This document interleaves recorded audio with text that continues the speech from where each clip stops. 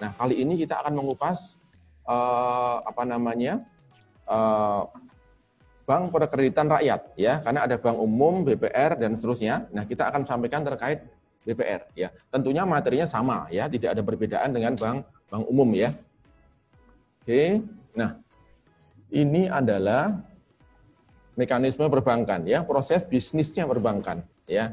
Di sini ada bank ya, ada nasabah penabung atau deposan, kemudian ada nasabah debitur atau peminjam ya. Bank itu aktivitasnya adalah menghimpun dana dan menyalurkan dana. Menghimpun dan menyalurkan. Nah, otomatis dari aktivitas menghimpun ini ada konsekuensi yang harus diberikan kepada orang yang menyimpan. Maka bank nanti akan mengeluarkan beban bunga ya, membayarkan bunga kepada para deposan atau penabung. Kemudian uang yang terhimpun tadi oleh bank kemudian disalurkan dalam bentuk pinjaman atau pembiayaan ya, kalau bank syariah ya. Maka kepada debitur peminjam ini maka bank akan menerima ada pendapatan bunga ya. Ini adalah aktivitas pokok dari perbankan. Oke, kita lanjutkan. Nah, dari uang-uang yang terhimpun itu kemudian bank mengeluarkan biaya operasional. Ada biaya bunga ya, ada pendapatan bunga di sini. Ya, kemudian ada beban operasional.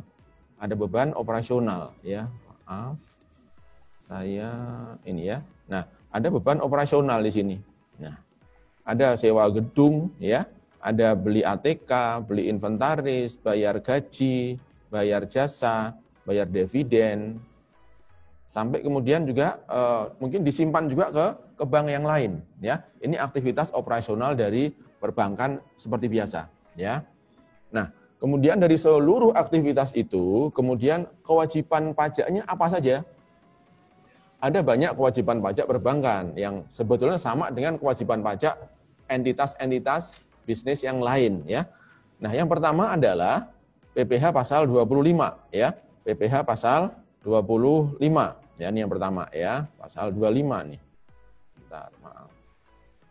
Oke, nah, pasal 25 nih. Nah, apa alasan bank dikenakan PPh pasal 25?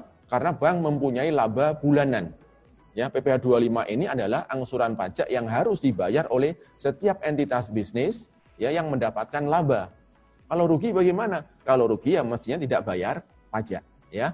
Jadi ini objeknya adalah laba bulanan dari bank yang bersangkutan. Kemudian yang kedua ada PPh pasal 21. Ini kaitannya adalah kewajiban bank ketika dia membayarkan imbalan terkait dengan pekerjaan.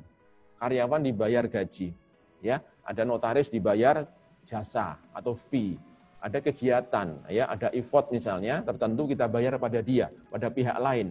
Maka ini akan terutang PPh pasal 21. Ya, yang kemudian ada juga jenis pajak yang lain, ada PPh pasal 4 ayat 2. Terkait atas apa? Apa alasannya dikenakan pasal 4 ayat 2? Karena bank melakukan pembayaran penghasilan-penghasilan tertentu yang merupakan objek PPh pasal 4 ayat 2. Misalnya disebutkan ada bunga deposito atau bunga tabungan, ya. Kemudian ada penghasilan lain-lainnya, misalnya bank melakukan sewa tanah dan bangunan, bank membayar dividen kepada seseorang, bank melakukan pembayaran kepada kontraktor, bank menjual tanahnya misalnya. Nah, ini akan terutang PPh pasal 4 ayat 2, ya. Kemudian ada lagi pasal 23 atau pasal 26. Kapan pajak-pajak ini dikenakan? Ketika bank membayarkan imbalan kepada pihak lain untuk jenis penghasilan tertentu. Dividen, bunga, ya, royalti, hadiah dan penghargaan. Kemudian ada sewa selain tanah bangunan, dan yang keenam adalah imbalan-imbalan jasa selain yang sudah dipotong PPh pasal 21 atau jasa kepada badan. Itu objek pasal 23. Kalau yang menerima orang subjek pajak luar negeri maka dikenakannya pasal 26, ya. Kemudian ada lagi kemungkinan bank dikenakan kewajiban PPN.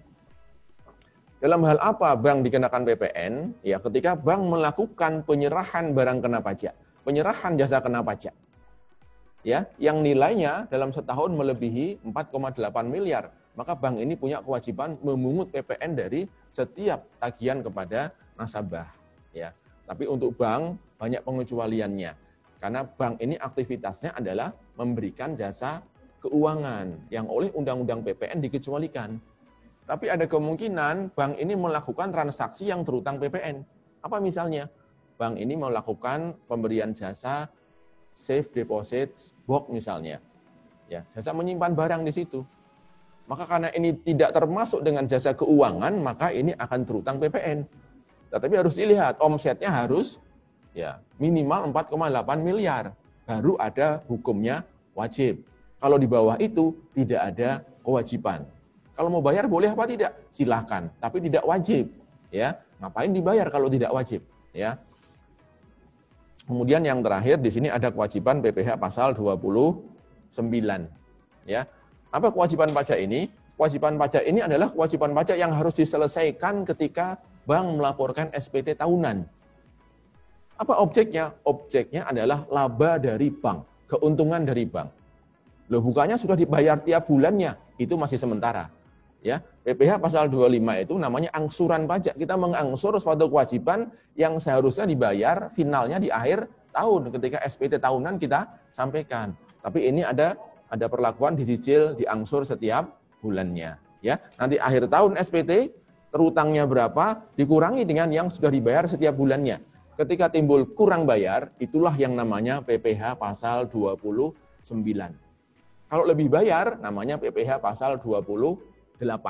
Ya, jadi pasal 29 itu hanya akan timbul ketika ada kurang bayar. Ya, baik. Nah, untuk kesempatan ini karena waktu yang sangat terbatas, saya diberi waktu cuma 1 jam saja. Kita akan kupas PPh pasal 25 dan PPh pasal 29. Kenapa saya masih mengupas pasal 25? Karena di lapangan masih saja timbul kesalahan yang tidak terperhatikan oleh teman-teman di kantor pajak juga. Di mana BPR masih melakukan pembayaran PPh pasal 25 berdasarkan laporan triwulan masa lalu. Ya. Nah, mulai Januari 2019 ada perubahan ternyata. Pembayaran PPh pasal 25 tidak mendasarkan diri pada laporan triwulan masa lalu, tapi bulanan masa yang bersangkutan. Labanya berapa, dihitung di situ. Ya. Lalu yang kedua kita akan kupas tentang PPh pasal 29. Menghitung pajak tahunannya. Tapi kita tidak akan bahas semuanya, kita hanya akan berfokus pada materi pokoknya yang sering menjadi sengketa, yaitu mengenai cadangan. Ya, cadangan. Oke, kita lanjutkan. Nah, yang pertama PPh pasal 25. Ya. Jadi mulai tahun 2019, mulai Januari ya, ada perubahan kewajiban pembayaran.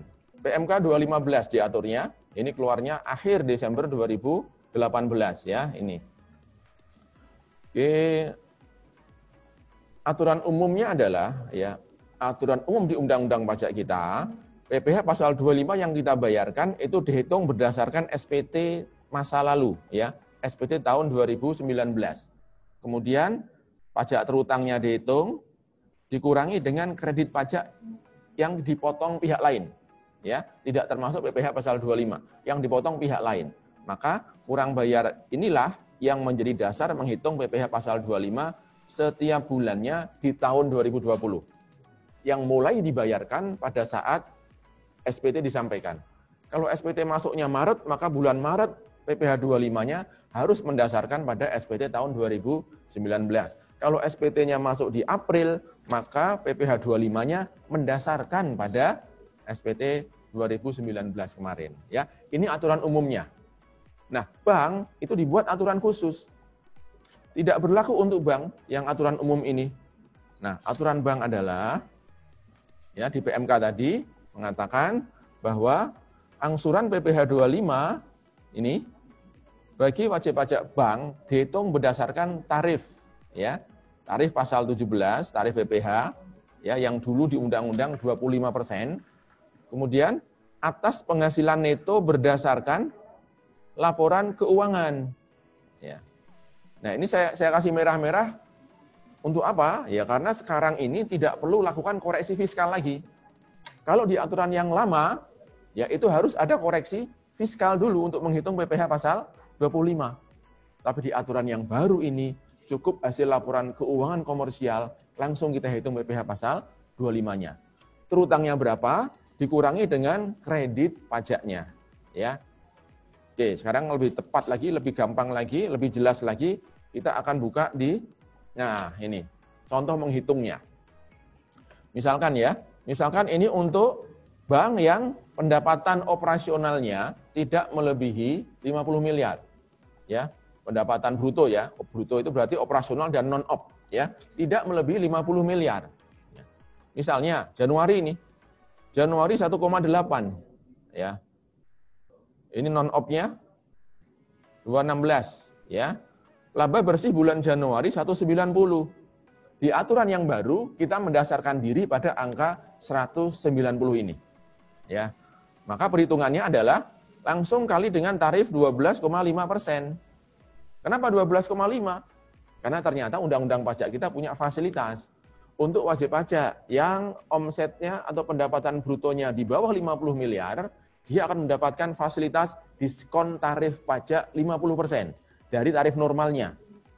Nah, kalau kita lihat di sini, omsetnya adalah 2 miliar nih dalam bulan Januari. Maka dia langsung mendapatkan 12,5%. Ya, kenapa? Karena angka 2M ini masih di bawah 4,8 miliar. Ya, langsung 12,5 kali laba bulan itu, 190. Maka bulan ini, bulan Januari, masa Januari, ini kewajiban PPh pasal 25, bayar tanggal 15 Februari. Selesai bulan pertama. Lanjut di bulan kedua. Bulan kedua, ya.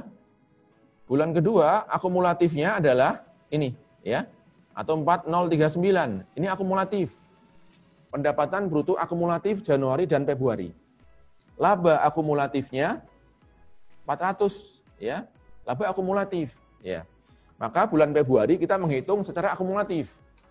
Pendapatannya 4 miliar, ya. Kemudian labanya 400. Nah, yang 400 ini langsung kita kali 12,5% juga.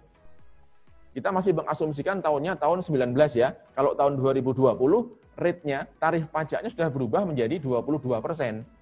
Maka yang 12,5 ini kita ganti 11. Ya.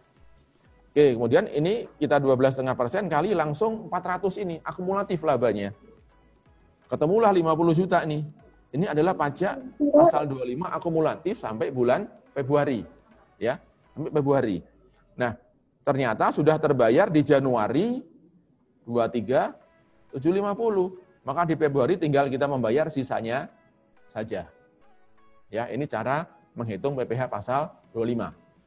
Oke, satu lagi, di bulan Maret itu pendapatan brutonya sudah melampaui 4,8. Ini hitungannya agak berbeda. Ya, kita hitung ulang lagi. 5798. Ya, ini peredaran brutonya. Ya.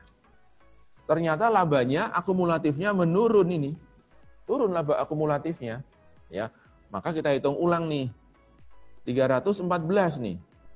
Ya, padahal ini 380 laba akumulatifnya. Kenapa 314?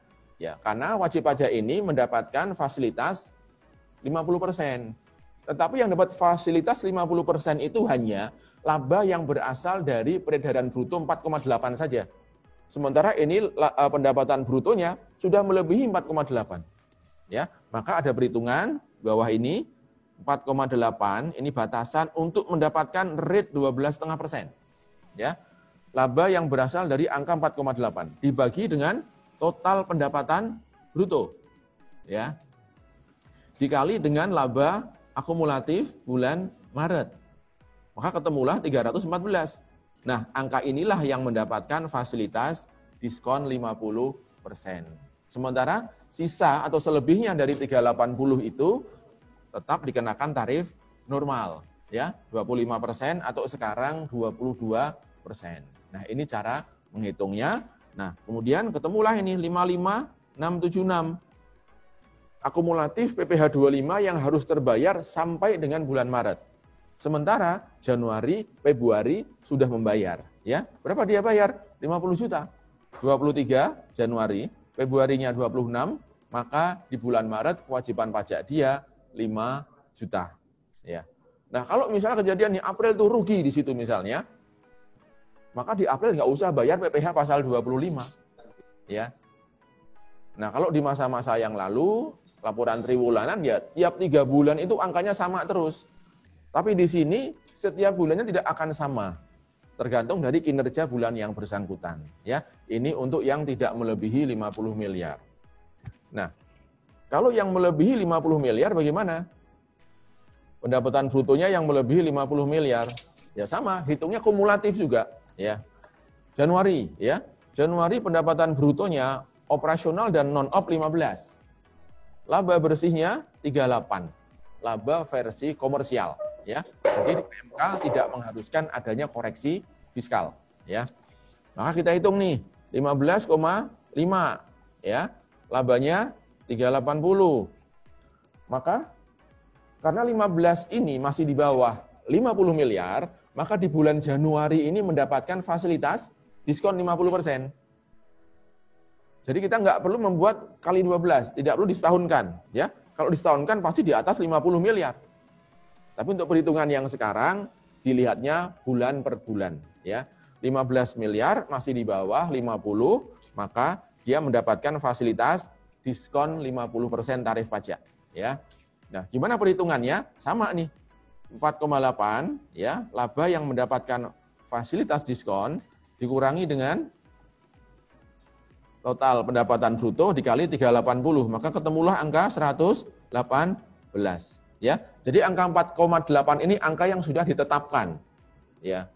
Angka yang ditetapkan oleh aturan pajak kita yang itu dianggap sebagai usaha mikro kecil, UMK.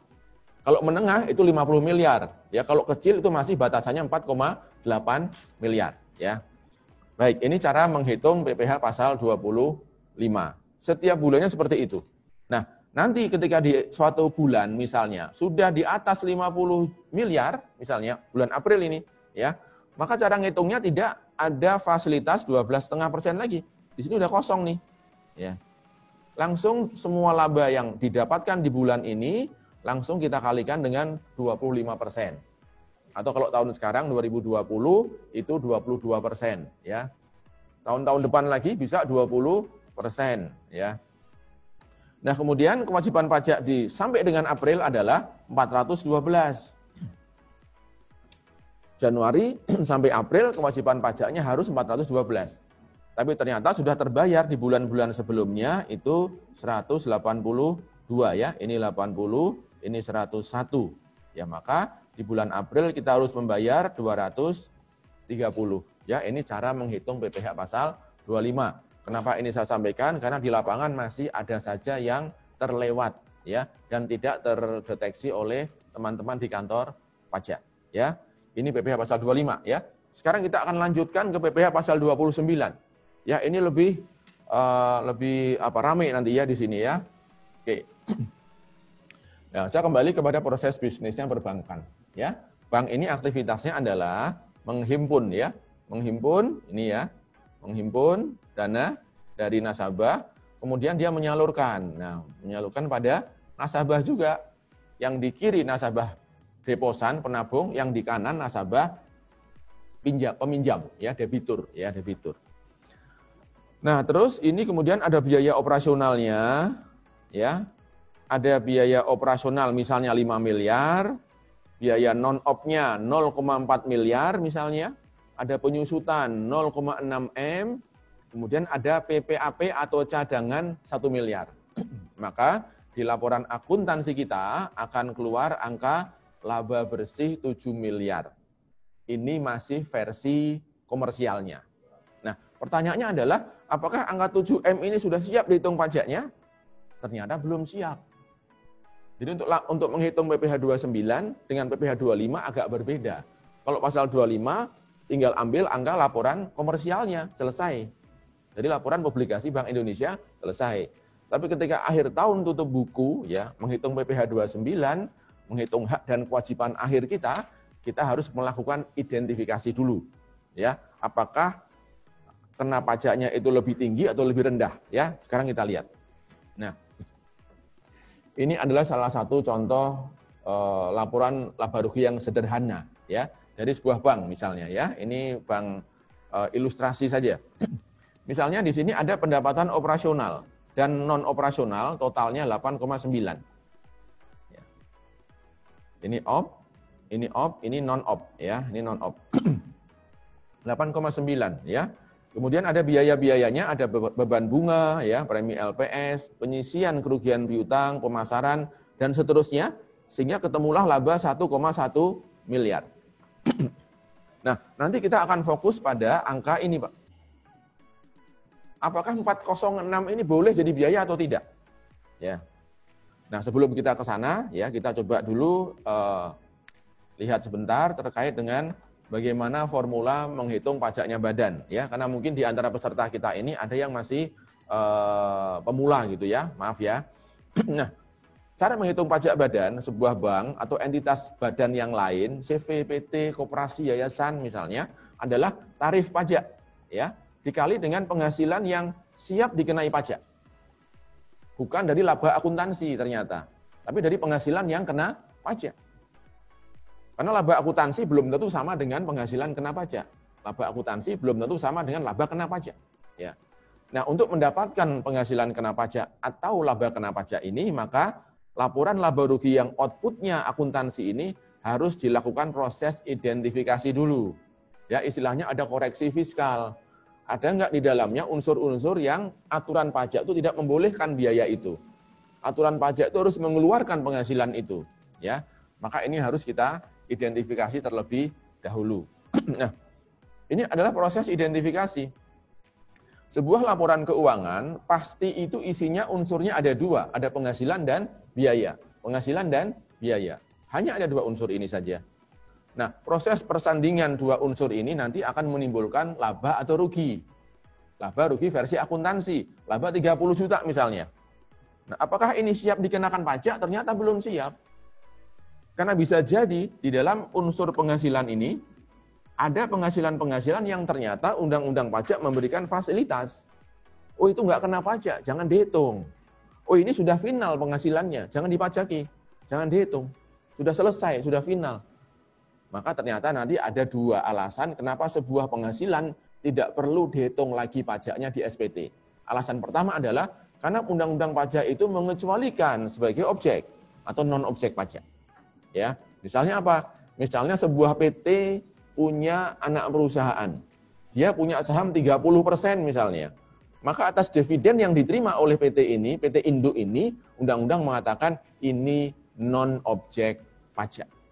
Ya, maka ketika kita di PT kita ada penghasilan lain-lain berupa dividen dari anak perusahaan, lihat dulu berapa saham kita di sana. Ketika minimal 25% itu non-objek pajak. Maka di SPT kita harus kita keluarkan dulu.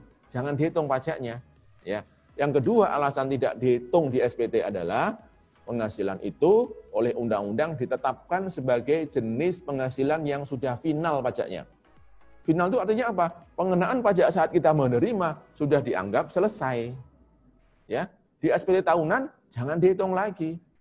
Dilaporkan boleh tapi jangan dihitung. Ya, maka nanti di SPT itu ada lampiran sendiri, lampiran 4 di situ yang menyajikan penghasilan-penghasilan yang non-objek dan penghasilan yang sudah kena pajak final, ya.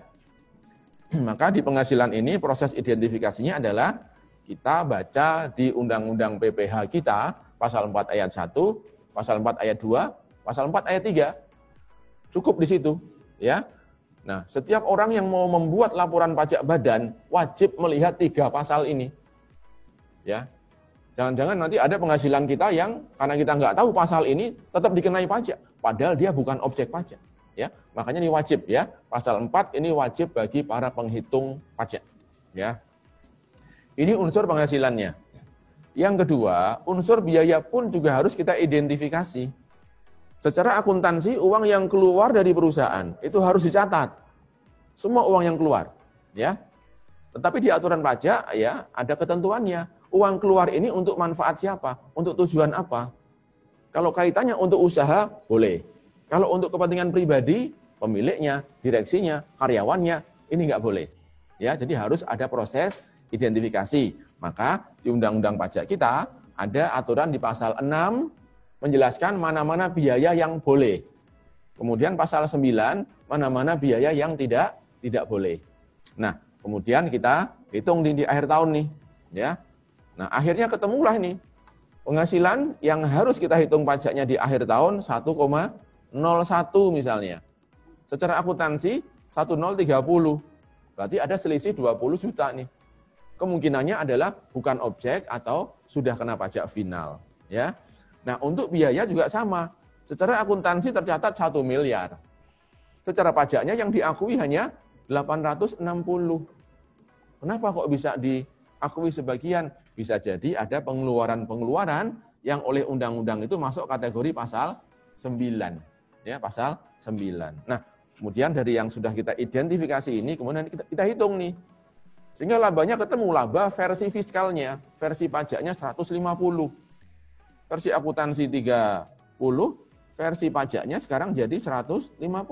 Nah, dari sinilah laba ini siap dihitung pajaknya, ya. Jadi proses ini disebut biasanya sebagai proses rekonsiliasi fiskal, ya. Ini proses menghitungnya, ya. Oke, ini tarif ya, ini tarif di Undang-Undang 36 2008, ya. Waktu itu tarifnya 25%. Kemudian mulai tahun 2020 tarifnya akan turun menjadi 22%, ya. Sampai 21, kemudian 2022 turun lagi menjadi 20%.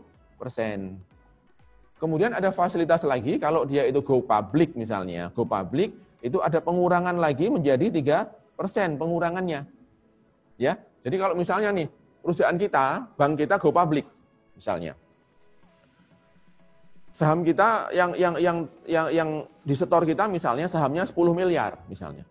Kalau 40% itu kita lempar di pasar, ya, di bursa, minimal 40% harus kita lempar agar bisa mendapatkan fasilitas 3% ini, pengurangan 3%.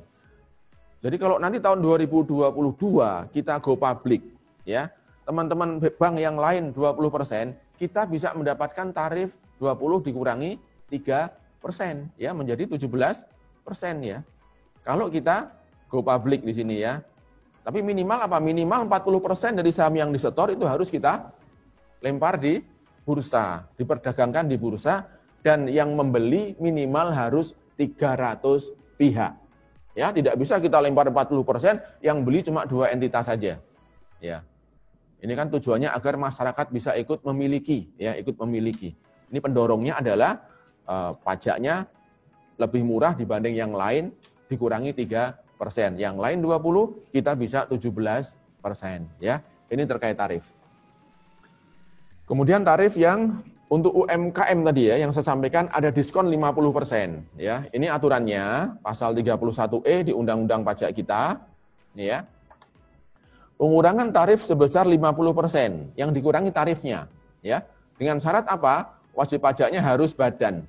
Ya, enggak boleh OP enggak ada, orang pribadi enggak dapat fasilitas ini. Harus badan dan tidak boleh BUT, ya. Badan asing atau orang asing yang punya perwakilan di Indonesia itu juga enggak berlaku, hanya untuk badan dalam negeri, ya. Kemudian omsetnya atau peredaran brutonya, pendapatan op dan non-op tidak boleh lebih dari 50 miliar. Ini wujud dari UMKM-nya. Jadi yang mendapatkan fasilitas ini adalah usaha mikro, kecil, dan menengah. Karena di Undang-Undang UMKM itu, kriteria menengah itu adalah omsetnya maksimal 50 miliar. Di atas 50 M itu sudah perusahaan yang bukan UMKM lagi, ya. Nah, kemudian tarif potongan 50% ini hanya diberikan atas batasan penghasilan kena pajak yang berasal dari angka 4,8 miliar. Ya, kenapa tadi ada angka 4,8? Karena undang-undang menyebutkan yang mendapatkan fasilitas diskon 50% adalah laba yang bersumber dari omset 4,8 miliar. Ya, berarti omset selebihnya tarifnya tetap 25%. Ya. Ini tarif pasal 31E. Oke, sekarang kita lanjutkan. Nah, biaya yang dikeluarkan perusahaan. Ya, kita akan kupas tentang biaya-biaya. Mana yang boleh, mana yang tidak boleh. Dan nanti kita akan fokus pada biaya yang akan kita bahas terkait dengan sengketa perbankan. Ya. Nah, pada dasarnya biaya yang dikeluarkan perusahaan itu adalah biaya yang harus kita catat di laporan laba rugi kita. Ya, katakan 1 miliar keluar biaya. Nah, hampir pasti di dalamnya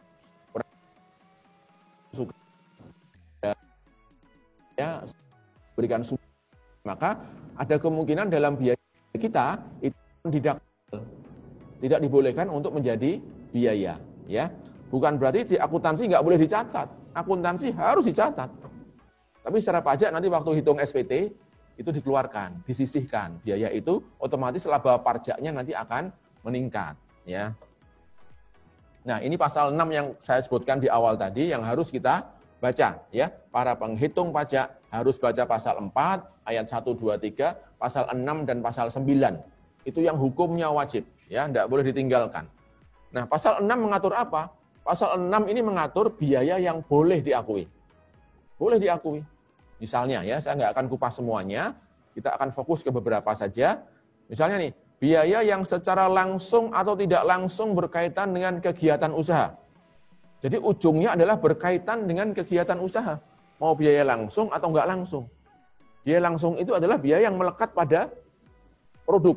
Ya, misalnya pabrik sepatu, biaya langsungnya adalah pembelian kulitnya, pembelian lemnya, solnya, ya, kemudian upah tenaga kerja yang jahitnya itu biaya langsung namanya. Biaya nggak langsung adalah biaya yang tidak melekat pada produk, ya, atau proyek, ya.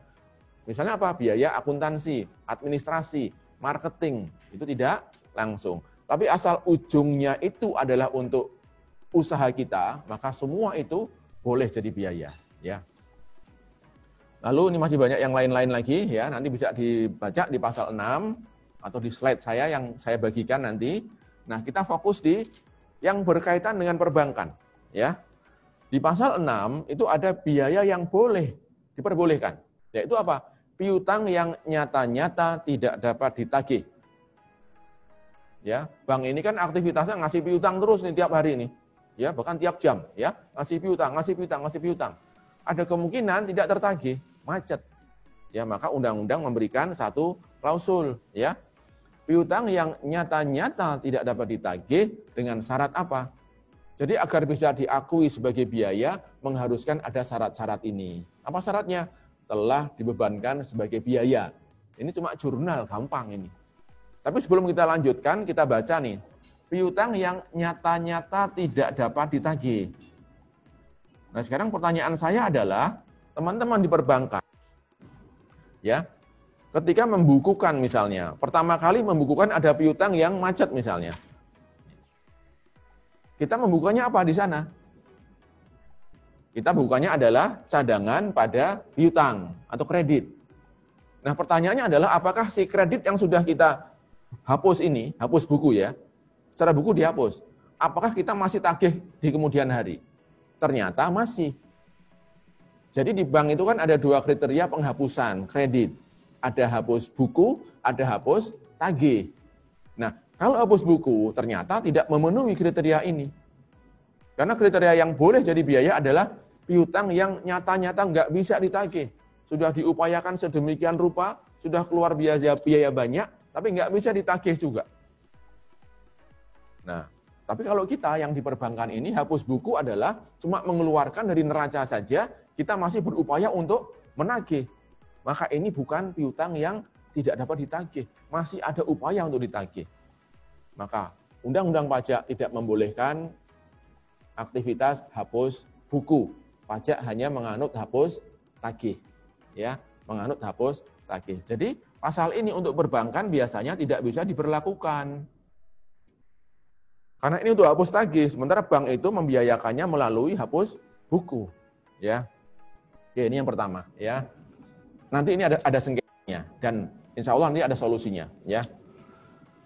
Oke, kemudian di pasal 9, ya, pasal 9. Pasal 9 ini mengatur tentang biaya yang tidak bisa diakui oleh aturan pajak. Ya, di SPT harus kita keluarkan biaya ini. Ya, misalnya apa? Misalnya yang pertama adalah pembagian laba dengan nama dan dalam bentuk apapun, ya. Misalnya dividen nih. Perusahaan bagi dividen, kok dibiayakan? Biaya dividen kreditnya kas, kan nggak boleh.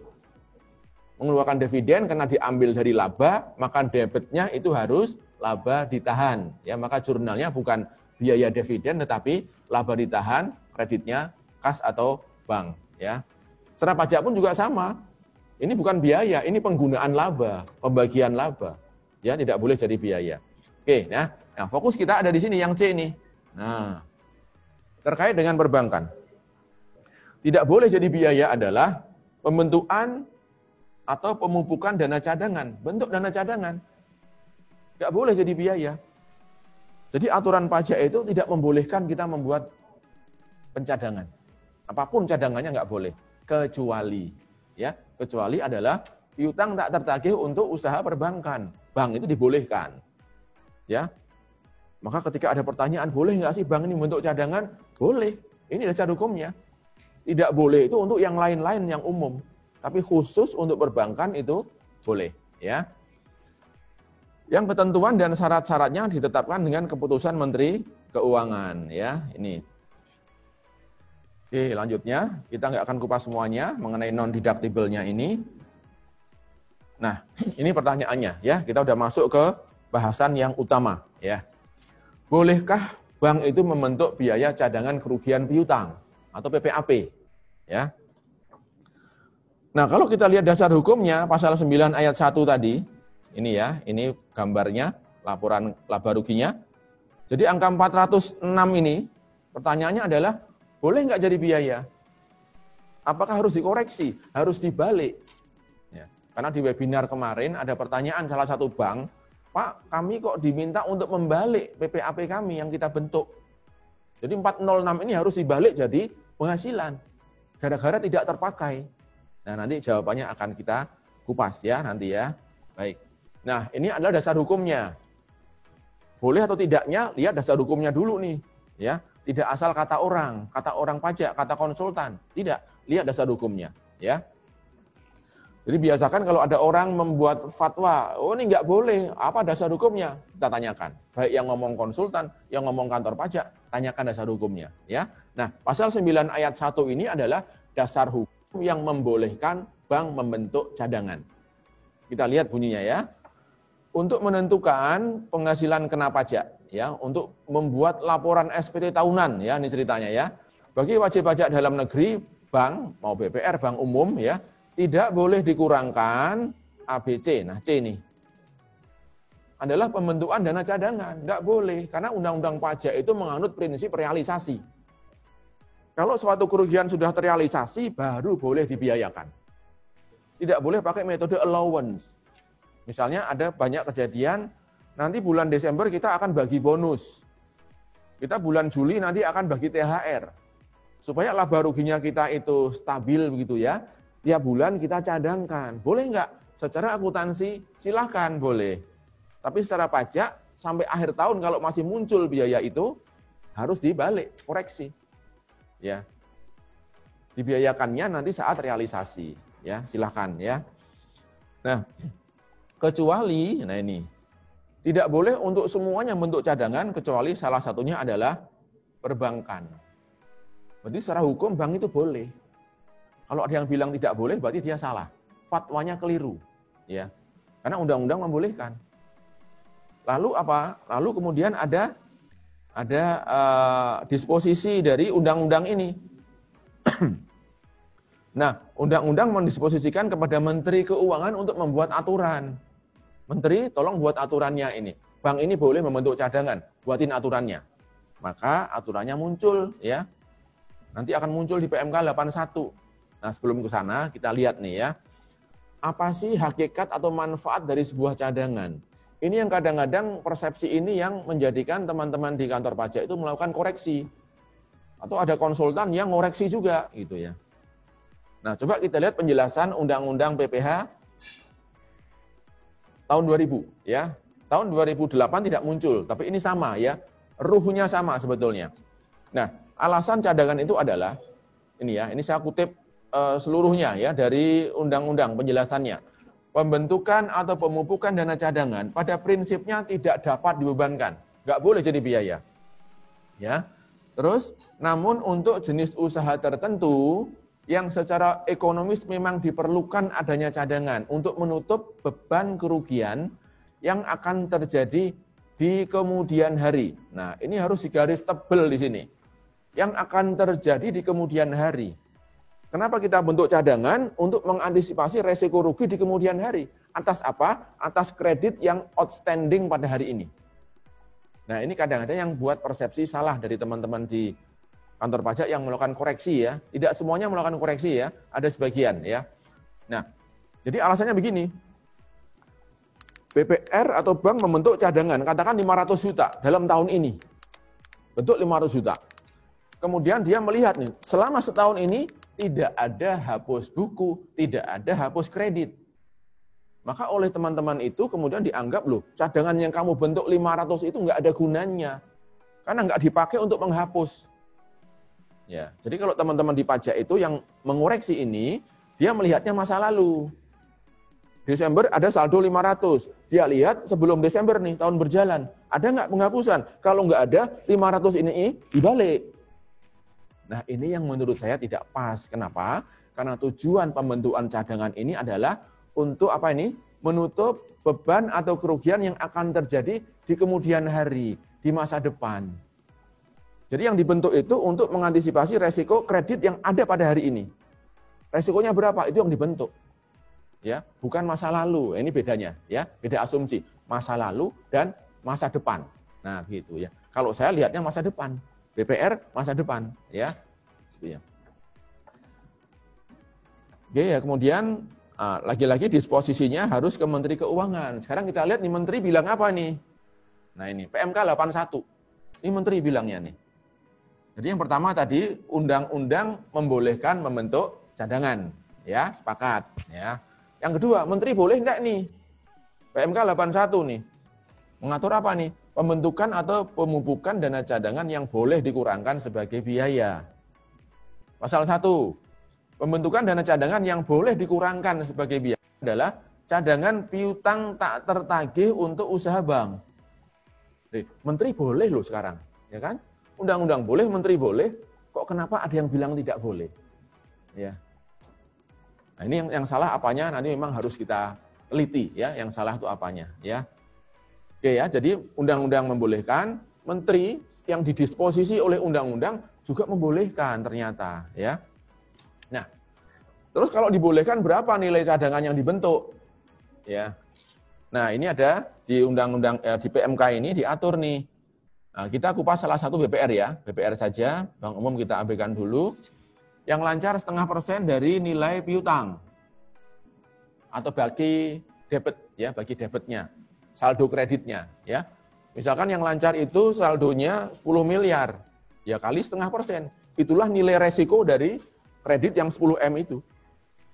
Harus dibentuk cadangan ya untuk mengantisipasi yang lancar tadi nanti kemudian hari jadi macet misalnya. Nah, kita sudah menyediakan potensi biaya itu. Lalu kurang lancar ya, ini 10% dikurangi dengan piutangnya, kreditnya kepada nasabah dikurangi dengan nilai agunannya. Kalau yang lancar nggak ada agunannya. Ya, kalau yang kurang lancar dikurangi dengan agunan ya untuk mengurangi resikonya. Siap-siap dijual nih agunannya ya. Kemudian 50%, kemudian 100% untuk yang macet ya. Jadi kredit itu dikelompokkan ya di perbankan itu tergantung dari tingkat kelancarannya. Cicilannya ada yang nunggak berapa kali. Misalnya 1 sampai 3 kali itu masih lancar. Dianggap lancar ya, bukan lancar tapi dianggap lancar ya. Kemudian di atas 3 sampai 6 kurang lancar ya. Jadi makin panjang macetnya itu prosentasenya makin tinggi. Kenapa? Resikonya makin tinggi. Maka bank harus mencadangkan makin besar ya potensi kerugian itu. Nah, ini adalah angka yang sebetulnya dengan aturan OJK atau Bank Indonesia tidak ada perbedaan, sama persis, ya sama persis. Lalu kemudian di sini adalah besarnya nilai agunan yang dapat diperhitungkan sebagai pengurang pada cadangan paling tinggi adalah 100% untuk jaminan atau agunan yang liquid, 75% dari agunan yang non liquid, ya. Nah, angka ini juga mirip-mirip dengan aturannya OJK atau Bank Indonesia. Kalau yang di OJK ada angka yang 80% atau 85% ya. Nah, kalau pajak hanya mentok 75%, ya. Ini aturannya yang dikeluarkan oleh menteri. Jadi menteri itu boleh. Undang-undang boleh, menteri boleh. DPR boleh, menteri boleh, ya. Nah, jurnalnya bagaimana nih? Jurnalnya, ya, jurnalnya ya ini. Kalau bentuk cadangan ya biaya cadangan atau CKP, debit, kreditnya CKP. Jadi bentuknya tuh boleh, nggak ada larangan. Ini menteri yang suruh, yang minta menteri, kamu cadangkan. Ya, biaya CKP pada CKP, biaya PPAP pada PPAP. Ya, dibentuk terus itu. Nah kemudian ayat 3 ya di PMK 81 ini mengatakan jumlah piutang yang digunakan sebagai dasar membentuk cadangan adalah pokok pinjaman. Nah ini juga harus dipahami oleh teman-teman BPR atau perbankan bahwa yang bisa dicadangkan menurut aturan pajak itu hanya kredit saja. Kalau kita punya penempatan di bank lain itu nggak boleh dicadangkan menurut aturan pajak. Kalau Bank Indonesia OJK boleh termasuk kategori lancar ya. Kalau pajak kita harus rela, ikhlas, legowo, oke kita koreksi. Maka biaya PPAP penempatan ke bank lain harus kita koreksi ya. Ini amanat dari baik di undang-undangnya maupun di menterinya ya. Lalu ayat 4 di PMK ini kerugian yang berasal dari piutang yang nyata-nyata tidak dapat ditagih. Ini kalimatnya nyata-nyata lagi nih. Berarti hapus tagih nih maksudnya, bukan hapus buku. Kalau hapus buku kita nggak boleh jurnal. Secara akuntansi silahkan di jurnal. Maka di akuntansi kita akan menjurnal cadangan kerugian piutang kita debit, ya dibebankan ke cadangan yang dibentuk kerugiannya itu. Kreditnya apa? Kreditnya ya ini, piutang atau kredit, ya 100. Ini namanya metode allowance ya kalau di akuntansi ya. Nah boleh juga nih untuk lembaga-lembaga yang selain perbankan, karena dia nggak boleh membentuk cadangan, ketika ada piutang yang macet, langsung dia anggap sebagai kerugian. Maka jurnalnya biaya kerugian piutang pada kredit. Ini namanya metode direct write-off. Ya. Jadi untuk yang selain perbankan, metode penghapusan piutang harus menggunakan direct write-off. Tidak boleh pakai metode allowance atau pencadangan. Dicadangkan di CKP itu tidak boleh. Ya. Nah ini dia nih, ayat 5 ini yang menjadi pokok masalah. Tafsirnya ini yang berbeda. Ya. Oke kita bacakan ya. Dalam hal jumlah cadangan piutang tertagih seluruhnya atau sebagian tidak dipakai untuk menutup kerugian. Cadangan yang dibentuk misalnya, ya dibentuk ini, bentuk 500 misalnya. Ternyata tidak kepakai nih misalnya. Tidak kepakai, nggak ada penghapusan. Ya. Maka jumlah kelebihan cadangan itu diperhitungkan sebagai penghasilan. Nah inilah alasan ada AR yang meminta BPR yang waktu kemarin kita webinar itu untuk membalik biayanya itu. Kenapa? Tahun itu nggak dipakai maksudnya. Ini penafsiran dari teman-teman yang ada di pajak yang menurut saya itu tidak pas gitu ya. Oke.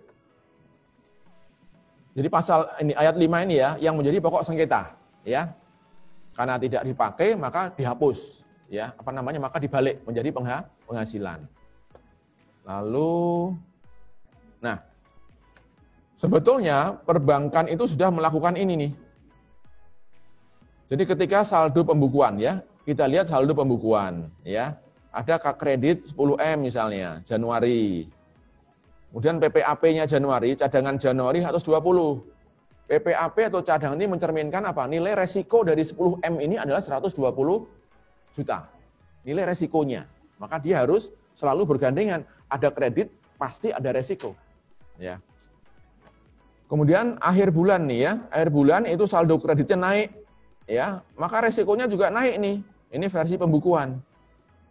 Tapi bank harus menilai ulang nih. Apakah di akhir bulan itu resikonya sesuai yang kita catat. Nah, bank punya rujukan PBI ya. Peraturan Bank Indonesia. Ya PBI nomor 13 kalau nggak salah tahun 2006 ya atau 9 di situ. Nah, dihitung ulang nih. Setelah dihitung ulang dengan detail ternyata ketemu 170 juta misalnya. Di pembukuan kita tercatat 160, berarti kita kurang membentuk. Kalau kurang membentuk kita harus adjustment ya. Biaya PPAP pada PPAP lagi. Kita bentuk cadangan lagi. Nanti akhir bulan berikutnya kalau kelebihan kita bentuk di buku 190 misalnya.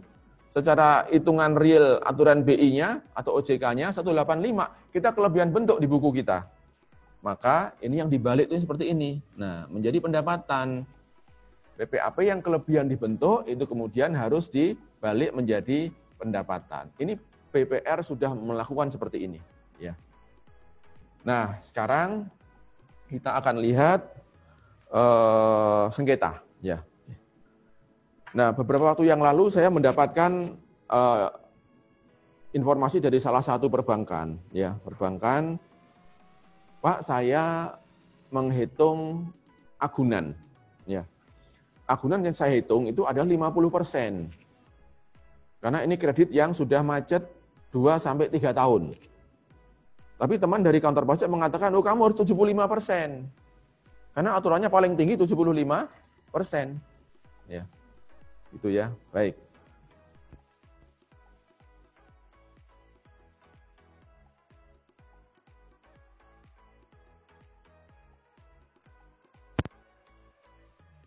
Ya. Baik, terima kasih. Mohon maaf ya. Ya, jadi ada 4 sengketa bank yang saya saat ini sedang melakukan edukasi ya ke wajib pajak ya. Nah, yang pertama adalah sengketa pembalikan PPAP. Ini seperti persis yang disampaikan oleh salah satu penanya di webinar sebelumnya. Jadi ceritanya seperti ini ceritanya nih. Ini ada neraca ya, ini neraca. Kita lihat ada kredit 19, ada cadangan 939 juta ya. Lalu di laba rugi ada biaya PPAP-nya 679. Kemudian ada pendapatan non-op-nya, pembalikan PPAP-nya 206. Ya. Kemudian kita buka buku besarnya nih. Jadi dari mana angka-angka ini? Ya, angka-angka 679, 939 ya dari buku besarnya. Coba kita buka buku besarnya ya. Buku besar CKP, PPAP. Nah, ini menunjukkan saldo akhirnya 939. Saldo akhir ini harus sama dengan penilaian menurut aturan OJK atau Bank Indonesia, PBI 8 ya, 939.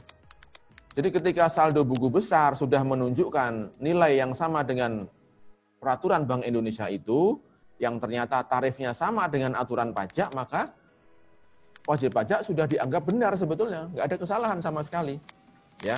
Nah, 679 ini dari mana angkanya? Itu kan? Itu dari ini di buku besar kita ada pembentukan. Ya, kan jurnalnya biaya PPAP pada kreditnya PPAP, ya. Ini kredit ya, 679. Kemudian ada penghapusan juga di situ. Ada penghapusan, ya. Lalu kemudian akhir periode dinilai ulang sehingga ada pembalikan, ada kelebihan. Sudah di jurnal langsung oleh wajib pajaknya. Sudah benar wajib pajaknya sehingga angka 939 sudah menunjukkan posisi nilai yang sesungguhnya menurut OJK, ya. Baik. Nah, angka inilah yang juga muncul di neraca di sini. Ya, jadi secara akuntansi, secara bisnis, bahkan secara pajak, angka kredit yang 19 ini tidak boleh jomblo. Apa maksudnya jomblo ya? Maksudnya adalah 939 nggak boleh dibalik. Gara-gara di tahun itu tidak ada penghapusan. Kenapa? 939 itu dibentuk untuk mengantisipasi potensi resiko macet yang 19 miliar. Jadi masa depan yang dilihat, bukan masa lalu. Nah, kadang-kadang teman-teman di pajak itu, sebagian tuh melihatnya, tahun lalu ada nggak, tahun berjalan ada nggak penghapusan buku? Kalau nggak ada, berarti sia-sia dibentuk cadangan ini. Maka harus dibalik. Tadi ada PM 81 yang ayat 4 tadi. Karena nggak dipakai, terus dibalik. Nah, itu dipakai untuk memvonis ini, ya, memvonis ini. Karena tahun ini nggak ada penghapusan, maka yang dibentuk 939 nggak ada gunanya. Nah, ternyata di lapangan itu ada yang melakukan koreksinya macam-macam. Ada yang dikoreksinya 353. Ya. 353 itu adalah angka dari pembentukan di laba ruginya 679, ya. Lalu dipakai untuk dihapus. Wah, ini dipakai nih berarti ini, maka boleh dibentuk. Itu kata pemeriksa, ya. Ini pernah kejadian, ya. Kemudian cadangan nggak kepake 560. Dibentuk 679 di laba rugi, dipakai menghapus 119, 560-nya tidak kepake. Ya. Maka 560-nya harus dibalik. Nah, sementara wajib pajak sudah sempat membaliknya 206 nih. Berarti masih kurang baliknya nih 353. Ini versi pemeriksa. Ya, ini salah satu saja ya. Nah, pertanyaannya kemudian di tempat lain pun juga ada koreksi yang berbeda ternyata. Ada case yang sama, yang diminta dikoreksi adalah 679-nya. Sebesar apa? sebesar yang dibentuk di laba rugi ini. Nah ini. Karena nggak dipakai, maka semuanya harus dibatalkan. Ya. 560. Itu 679 ya. 679.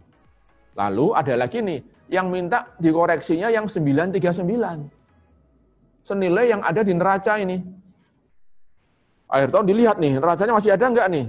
Wah, ada 939. Ternyata tidak ada hapus buku. Atau hapus bukunya cuma sedikit misalnya. Maka 939 harus dibalik semuanya. Nah ini juga treatment yang menurut saya, apa gunanya Undang-Undang Pasal 9 ayat 1 huruf C? Apa gunanya PMK 81? Kalau kemudian yang di akhir ini kemudian diminta untuk dibalik. Berarti akhir tahun kredit yang ada di neraca ini jadi sendirian. Jomblo tadi saya bilang. Ya, saya bilang jomblo, nggak boleh. Setiap kredit harus ada pasangan. Apa pasangannya? Resiko. Resiko ditunjukkan dengan CKP ini. Ditunjukkan dengan PPAP ini. Ya, ini kasus yang pertama. Jadi kesimpulannya, Bapak Ibu bisa menyimpulkan sendiri yang betul nomor 1, nomor 2, nomor 3, atau nomor 4. Ya, kalau pemeriksa ngasih pilihan, ya kita kasih pilihan yang keempat. Ya, karena menurut saya yang keempat inilah yang benar. Ya, oke. Berikutnya, sengketa PPAP tapi nilai agunannya. Jadi soal persepsi membalik itu sudah clear, nggak ada pembalikan. Nah sekarang yang dimasalahkan adalah nilai agunan. Saya punya kasus hari ini sedang ada kasus di Kanwil ya keberatan terkait dengan PPAP tapi nilai agunannya yang dikoreksi ya. Nah ini aturan yang tadi kita buka ya untuk menghitung persentase ini ya dikalikan dengan piutangnya, nilai kreditnya, outstanding kreditnya dia dikurangi dengan agunan. Nah, agunan yang dikurangkan ini ada ketentuannya. Paling tinggi itu 100 sama 75. Paling tinggi. Nah, sengketa kita ini adalah si wajib pajak agunannya cuma menghitung ada 50, ada 30, ada bahkan 0%. Nah, di aturan bilangnya apa? Agunan yang bisa diperhitungkan sebagai pengurang adalah paling tinggi 75%. Kalau ada kalimat paling tinggi, pertanyaannya adalah, boleh nggak kita ngurangkannya 50%? Boleh nggak kita 30%? Boleh nggak 10%? Boleh jawabannya. Ya, jadi ketika misalnya ada orang tua kita, ya, lagi ngasih nasihat ke anak-anak, kamu nggak boleh naik pohon ini. Boleh naik paling tinggi 2 meter. Boleh naik paling tinggi 2 meter. Kalau anak naik semeter, boleh nggak? Boleh. Naik setengah meter, boleh nggak? Boleh. Kalau nggak naik, boleh nggak? Boleh. Nah ini kalau orang pajak yang ngoreksi ini, dia marah nih. Kamu harus 2 meter naiknya. Nggak boleh setengah meter. Nah ini kan nggak pas ya. Jadi ini sengketa hanya di masalah kata-kata saja. Paling tinggi saja. Wajib pajak 0, 10, 30, 50, kantor pajak memaksakan untuk di level yang paling tinggi saja. Kalau dia agunannya paling tinggi, maka otomatis kecil agunannya, ya. Apa PPAP-nya kecil? Ini contoh, ya. Nah, contoh nih. Ada wajib pajak yang dikoreksi sampai 1,6 miliar. PPAP-nya gara-gara masalah persentase agunan saja. Ya, jadi ceritanya di sini bank membentuk agunannya, PPAP-nya 2,8 M. Ya. Dia memperhitungkan agunannya 30% nih, 30%. Ya, karena aturan OJK pun, aturan BI pun juga paling tinggi. Ya, aturan pajak juga sama, paling tinggi. Maka dia pilih 30, tidak milih yang paling tinggi. Takut dimarahi ibunya, ya kan? Ini 30% dia. Nah, tapi teman di kantor pajak mengatakan harus yang diambil yang batasan paling tinggi 75%. Apa akibatnya? Nilainya sangat berbeda jauh. Ya, sehingga biaya yang diakui oleh wajib pajak 2,8 kemudian dikoreksi menjadi 1,1. 1,6 miliar koreksinya. Ya. Oke ya, lanjut ya. Nah, pertanyaannya adalah mana yang benar? Silakan Bapak Ibu simpulkan sendiri ya. Nah, yang ketiga nih. Yang ketiga, mengenai hapus buku nih, hapus buku dan hapus tagih ya. Oke, baik. Ini juga masalah nih. PMK mengatakan piutang yang bisa dihapus adalah yang nyata-nyata tidak dapat ditagih. Kalau yang belum nyata jangan dihapus, nggak boleh. Harus yang sudah nyata-nyata sudah menyerah ya. Maka BPR atau perbankan ya dilarang membuat jurnal CKP pada kredit ya, gitu. Nah, ini contohnya ya. Sedikit lagi, mungkin 3 menit lagi ya, 3 menit lagi. Nah, ini contohnya nih, perbedaannya seperti apa ya. Ini buku besar BPAP. Ada debit, ada kredit ya. Nah, ini ada saldo awal, kemudian ada pembentukan di sini, ini bentuknya. Bentuk ya. Ketika dia menghapus, maka dia ada di posisi ini ya, debit BPAP pada kredit KYD atau kredit ya. BPAP pada kredit gitu ya. Maka ketemulah angka 939. Sekarang apa jadinya kalau hapus kredit ini tidak diakui oleh pajak? Akibatnya adalah ini ya, contohnya di sini. Ini saya kasih angka 0. Kalau kita kasih angka 0, maka otomatis saldo BPAP kita adalah 1058. Padahal aturan BI-nya PMK 81 mengatakan nilai resikomu adalah 939. Pembukuanmu 1058 setelah ini dikeluarkan, maka Anda kelebihan membentuk PPAP. Maka angka hapus buku ini semuanya itu akan dikoreksi ya, mengakibatkan adanya koreksi kelebihan membentuk PPAP senilai hapus buku itu. Ya. Ini sengketa yang ketiga ya. Nah, sebetulnya ini efeknya zero ya. Ini pernah kita bawa sampai pengadilan pajak dan alhamdulillah wajib pajak dimenangkan karena efeknya zero sebetulnya. Karena koreksi yang dilakukan kantor pajak teman-teman itu baru setengah saja. Saya bilang kepada hakim, Pak Hakim, ini koreksi yang dilakukan oleh teman-teman di kantor pajak sudah benar. Tapi masih koma gitu. Harus ada lanjutannya. Nah, apa komanya? Jadi ketika ada jurnal hapus buku yang dibatalkan, ini kan waktu hapus buku ya, jurnalnya ya, PPAP debit atau CKP-nya debit, kreditnya 119 ya. Nah, karena Undang-Undang Pajak tidak membolehkan hapus buku ini dibiayakan, maka jurnal ini harus kita batalkan. Kita balik dong, ini, kita balik. Apa efek kita balik ini? Maka PPAP-nya ini karena dikredit akan menambah PPAP. Terlalu tinggi PPAP-nya. Wajib pajak rela, silakan dikoreksi. Betul nggak? Betul. Saya bilang ke majelis hakim, majelis wajib pajak rela untuk dikoreksi PPAP-nya. Ya, karena kelebihan, maka dikoreksilah kita 119. Lalu komanya tadi, setelah koma itu kami sampaikan, majelis hakim mohon kami dapat keadilan. Ya, kalau jurnal dihapus akan memunculkan kredit yang kembali outstanding. Yang tadinya dihapus muncul lagi, hidup lagi. Nah, ketika hidup dia kolektibilitasnya masuk apa? Lancar, diragukan atau macet. Maksudnya macet. Kalau macet berapa nilai resikonya? 100%. Maka kami minta ke majelis tolong yang kredit outstanding ini dibentuk nilai resikonya. Maka hakim mengaku ya udah demi keadilan maka ada koreksi positif 119, ada koreksi negatif 119.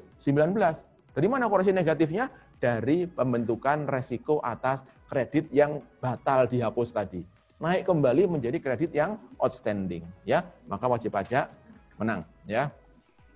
Terakhir sebelum kita tanya jawab dan saya istirahat sebentar, ya.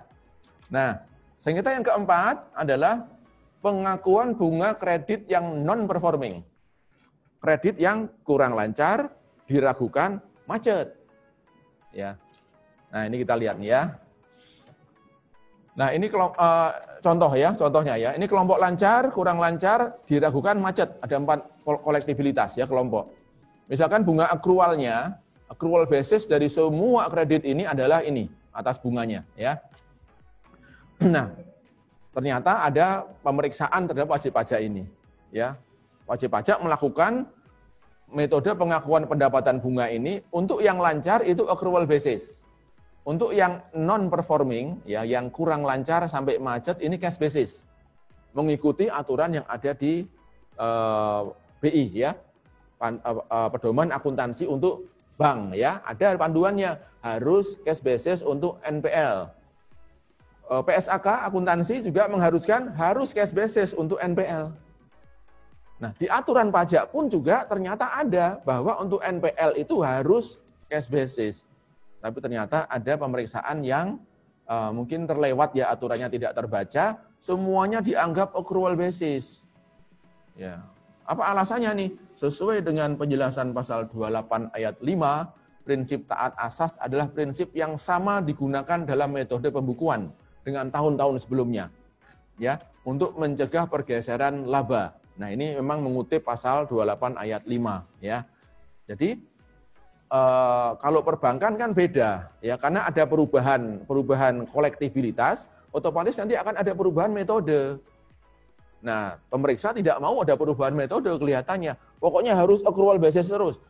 Dianggap lancar terus. Ini kan nggak mungkin. Nah, ini ada satu sengketa yang saya sedang di pengadilan pajak ya. Mudah-mudahan ini menang ya, dan ini tidak susah kelihatannya. Karena dasar hukumnya jelas. Ya. Di PSAK juga pernah diatur nih, bahwa untuk yang non-performing itu pendapatan diakui saat diterima cash basis. Ya.